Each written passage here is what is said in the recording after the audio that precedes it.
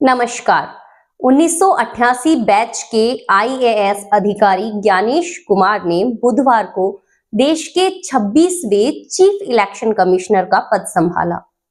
नए कानून के तहत नियुक्त होने वाले वे पहले सीईसी हैं। उनका कार्यकाल 26 जनवरी 2029 तक रहेगा। इससे पहले सीईसी पद पर रह रहे राजीव कुमार 18 फरवरी को रिटायर हुए थे। ज्ञानेश कुमार के 4 साल के कार्यकाल के दौरान 20 राज्य और एक केंद्र शासित प्रदेश जो कि पुडुचेरी है में चुनाव होंगे। शुरुआत बिहार से होगी और अंतिम चुनाव मिजोरम में होगा।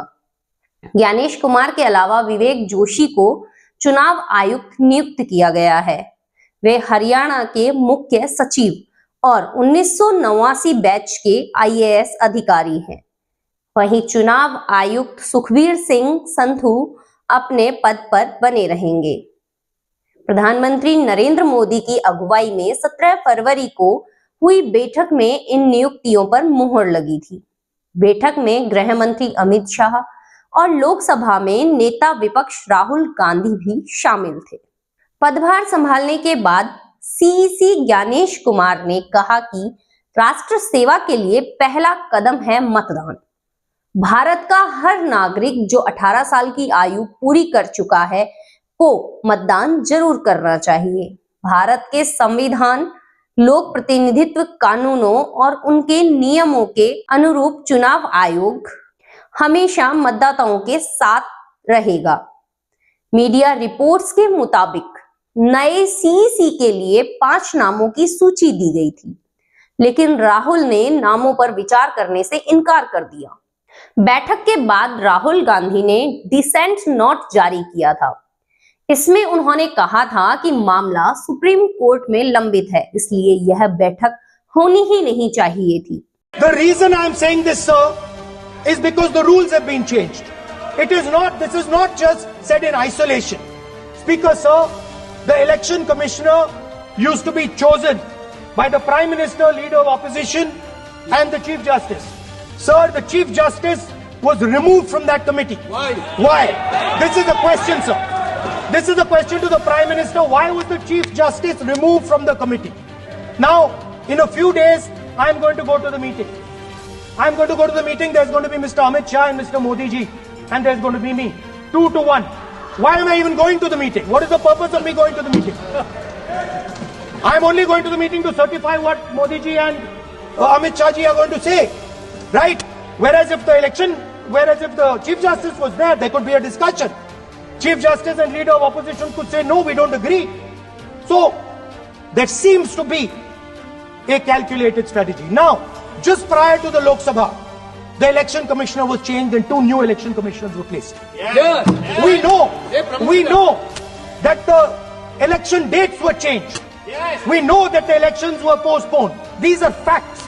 These are not things I am inventing. वहीं कांग्रेस ने कहा कि हम अहंकार में काम नहीं कर सकते। बैठक स्थगित करनी थी ताकि सुप्रीम कोर्ट जल्द फैसला कर सके। वहीं राहुल गांधी ने एक्स पर तो यहां तक भी लिख दिया कि अगले मुख्य चुनाव आयुक्त सीईसी की नियुक्ति को लेकर बैठक थी। इसमें मैंने प्रधानमंत्री और गृह मंत्री को डिसेंट मतलब की असहमति नोट भी दिया था। इसमें लिखा था, मूलभूत बात यह है कि चुनाव आयोग स्वतंत्र होता है। मुख्य चुनाव आयुक्त और चुनाव आयुक्तों की नियुक्ति प्रक्रिया में कार्यपालिका का कोई दखल नहीं होता। लोकसभा में विपक्ष का नेता होने के नाते मेरी जिम्मेदारी है कि बाबा साहेब अम्बेडकर और देश का निर्माण करने वाले नेताओं के आदर्श कायम रहें। आधी रात में पीएम और गृह मंत्री का सीईसी की नियुक्ति का फैसला असम्मानजनक है।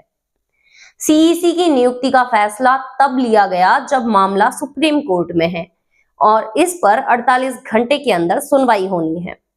कांग्रेस नेता और वरिष्ठ वकील अभिषेक मनु सिंघवी ने बताया कि सीईसी चयन समिति सुप्रीम कोर्ट के फैसले का उल्लंघन है।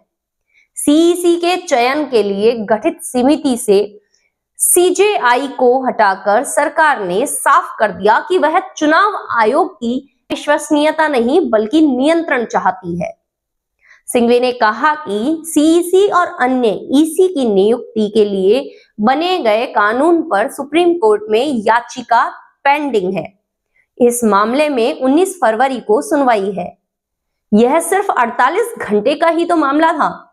सरकार को याचिका की शीघ्र सुनवाई के लिए सुप्रीम कोर्ट का दरवाजा खटखटाना चाहिए था, ना कि जल्दबाजी में फैसला लेना चाहिए था। आपको बता दें कि हरियाणा के मुख्य सचिव विवेक जोशी आज दिल्ली में चुनाव आयुक्त के रूप में कार्यभार संभालेंगे। जोशी ने दिल्ली ज्वाइनिंग से पहले स्वैच्छिक सेवानिवृत्ति के लिए अप्लाई किया है।